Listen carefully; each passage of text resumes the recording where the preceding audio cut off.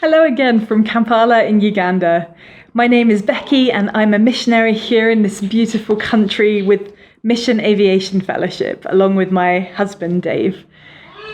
We're going back into the book of Joshua today in the Bible for today's thought. Things were going pretty well for the Israelite people. There'd been that bit of a blip when someone had stolen some of the goods that were set apart for God, as we talked about last time. But overall, they were seeing success after success. And rumour was starting to spread about this new powerful people who were taking over the land of Canaan with the help of their great God.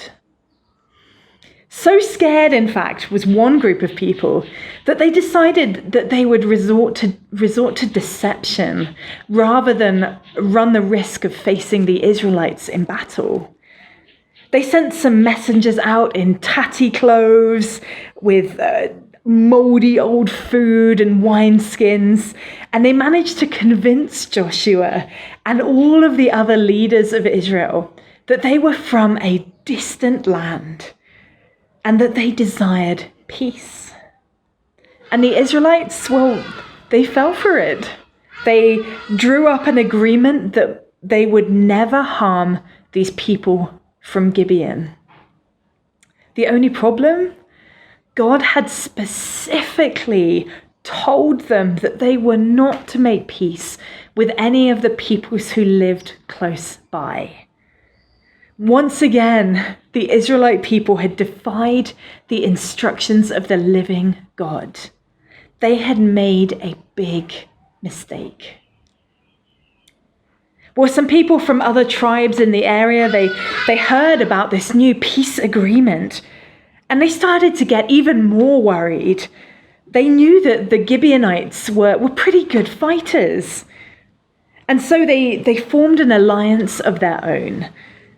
And rather than attacking God's chosen people, who seemed pretty undefeatable, really, they decided to take out their new allies, the Gibeonites.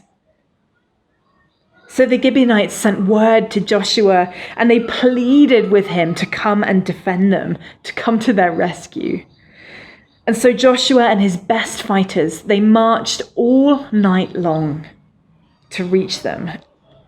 And this is what God said to Joshua once they arrived. You can find it in Joshua chapter 10, verse 8. Do not be afraid of them. I have given them into your hand. Not one of them will be able to withstand you. I wonder what we would have said to Joshua if we were God. Probably something along the lines of, sorry, Joshua, you got yourself into this mess. You can get yourself out of it. I wonder what Joshua was thinking on that long night as he travelled. Maybe it's just me, but sometimes I have a tendency to replay mistakes that I have made, especially at night. I don't know what it is about us humans. It's a really strange habit of ours that even things we did wrong years ago that are long since dealt with, they still creep up on us. And we think about them and we remember how flawed we are, how easily we mess it all up, how stupidly we have made mistakes, even sometimes the same mistake, over and over and over again. But God, he didn't remind Joshua of the mistake he'd made. He didn't sigh in exasperation and say, fine, I guess I'll give you a hand. He comes alongside this weary man and he tells him, you don't need to fear. Overwhelming victory is coming. You can read all about what happens next in Joshua chapter 10. It is an amazing story. God himself steps into the battle to fight for his people. He defeats the enemy in miraculous ways. He even answers Joshua's prayer to postpone the setting of the sun so that their victory could continue. Verses 13 and 14 of Joshua 10 describe it. It says, the sun stopped in the middle of the day and delayed going down about a full day. There has never been a day like it before or since, a day when the Lord listened to a human being. Surely the Lord was fighting for Israel.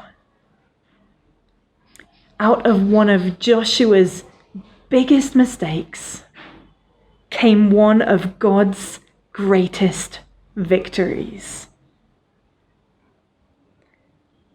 We get so caught up sometimes in the things that we've done, in the mistakes that we've made.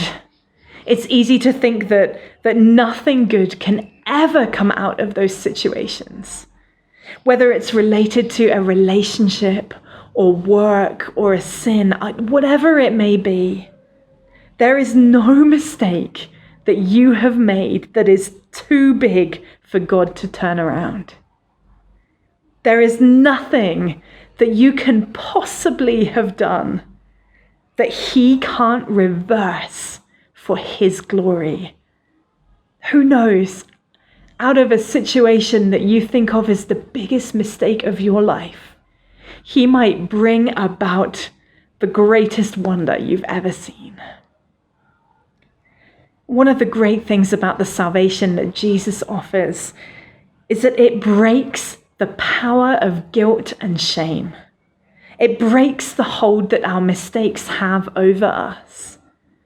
Yes, there may still be earthly consequences that we have to deal with sometimes. Those actions don't simply disappear. But those things can't hold us captive anymore. We are free to live in God's best again. If there's something that you're holding on to today, some past mistake that seems completely insurmountable, well, I encourage you to give it to God. He turned it around for Joshua. He can turn it around for you as well. Thank you so much for listening today. I hope you have a wonderful day, and I'll see you next time.